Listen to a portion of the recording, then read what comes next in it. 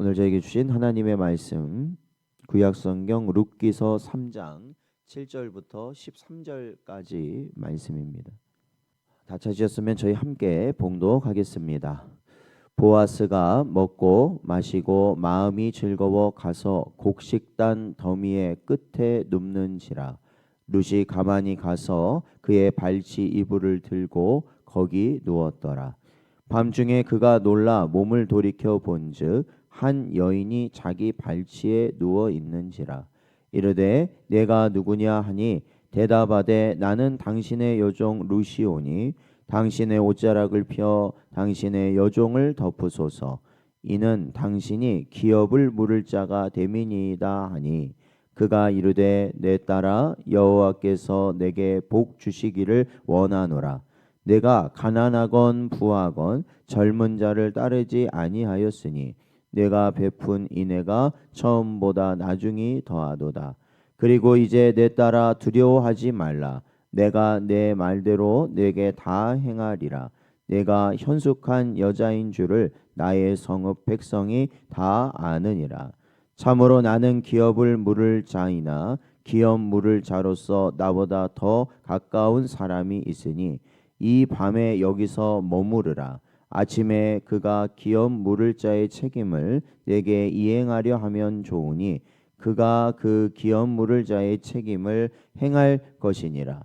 만일 그가 기업 물을 자의 책임을 내게 이행하기를 기뻐하지 아니하면 여호와께서 살아계심을 두고 맹세하노니 내가 기업 물을 자의 책임을 내게 이행하리라. 아침까지 누워 있을지니라 하는지라. 아멘.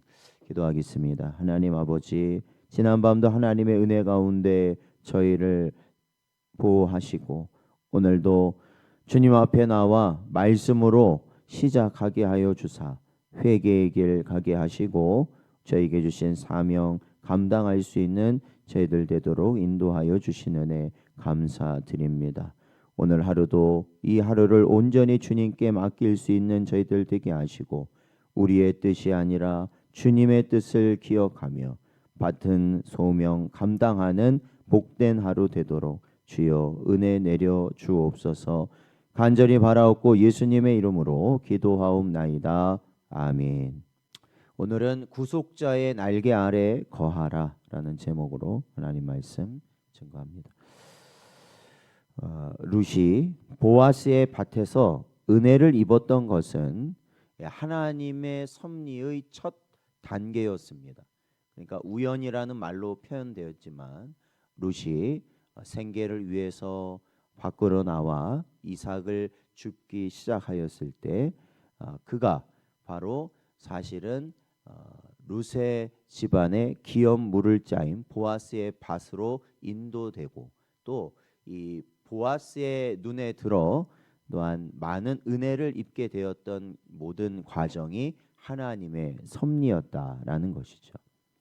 그런데 하나님께서는 단지 룻에게 먹을 것을 풍족하게 얻는 것으로 은혜를 그치시는 것이 아니라 사실은 더 깊은 은혜를 하나님은 준비하고 계셨다라는 것입니다.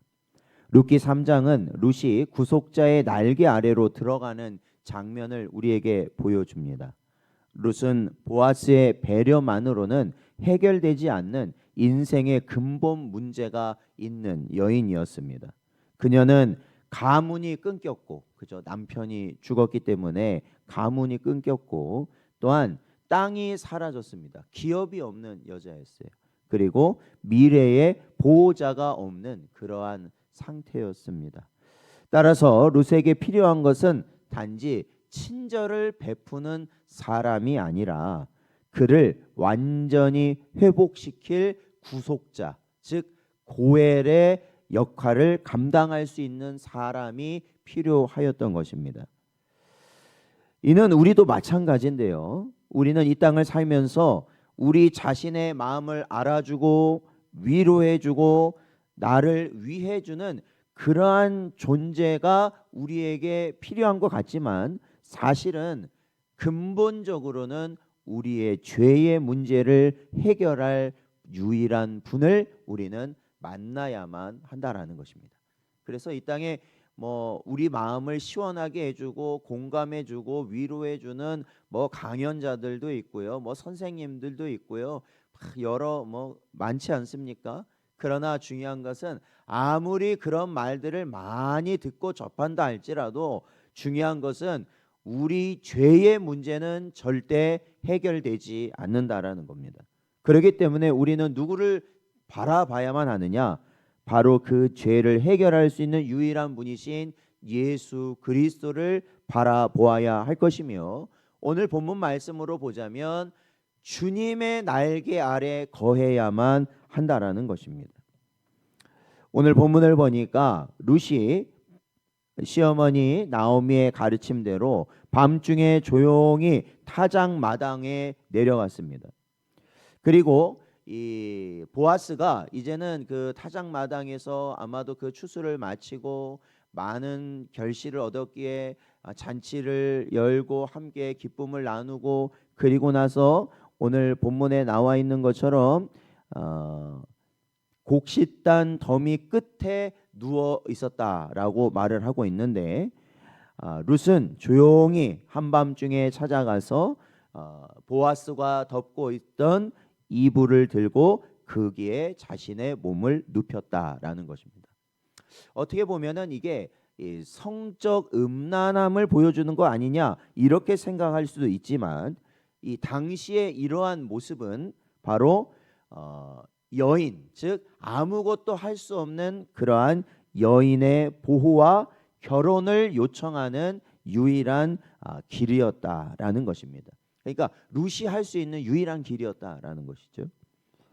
룻은 아무 말도 하지 않고 그저 발치 아래 누움으로 자신을 낮추었습니다. 믿음은 크게 외치는 것이 아니라 사실은 하나님 앞에서 자기를 낮추는 것에서 시작된다라는 것입니다. 그러니까 큰 소리로 자신의 믿음을 드러내는 것이 사실은 믿음 있는 자의 모습이 아니라 오히려 자신을 낮추고 입을 닫는 자가 오히려 더 믿음 있는 자라고 성경은 말합니다. 야고보서 4장 6절 말씀을 보면 그러나 더욱 큰 은혜를 주시나니 그러므로 일렀으되 하나님이 교만한 자를 물리치시고 겸손한 자에게 은혜를 주신다 하였느니라. 성경은 우리에게 말씀하고 있습니다. 즉 룻은 이 밤에 겸손으로 자신에게 주어질 은혜를 붙들었다라는 것입니다. 사랑하는 성도 여러분, 우리가 예수님의 옷자락을 붙들고 예수님을 향하여 나아갈 수 있는 우리 성도의 모습은 무엇입니까? 그것은 나를 자랑하고 나를 교만하고 내가 은혜 받을 만한 자라는 것을 드러내는 것이 아니라 오히려 나는 아무것도 아닌 죄인이고 은혜를 받을 수조차 없는 자라는 것을 인정함으로 겸손히 주님 앞에 나아갈 때 하나님의 은혜를 붙들게 될 줄로 믿습니다. 그러기에 오늘도 그러한 심령으로 우리는 살아가야 한다라는 것입니다. 오늘 본문에 보니까 룻은 이렇게 말합니다. 9절에 보면 당신의 옷자락을 펴 당신의 여정을 덮으소서라고 말합니다. 여기서 옷자락을 핀다라는 의미는 구약에서 결혼의 언약적 보호를 상징합니다.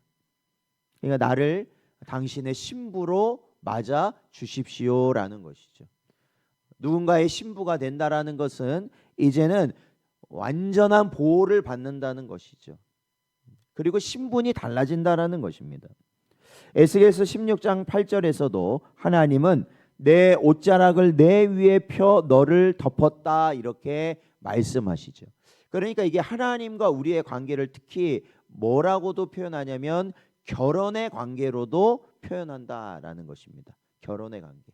그래서 우리가 다시 오실 주님을 우리의 누구라고 부릅니까? 우리의 신랑 되신 분이다라고 말을 하죠. 우리는 그분의 신부다라고 말을 하는 의미도 그와 같습니다. 그렇기 때문에 사랑하는 성도 여러분, 룻은 사실은 그 말이 이렇게 되는 것이죠. 보아스여 나를 구속자의 은혜로 덮어 주십시오라고 요청하는 것이죠. 그 옷자락을 덮어달라는 것이요. 그러기에 오늘도 우리의 기도도 이와 같아야 할 줄로 압니다. 주여 주의 날개로 나를 덮으소서. 하나님의 은혜가 우리를 덮는 것이죠. 하나님의 은혜가 우리를 덮는 것.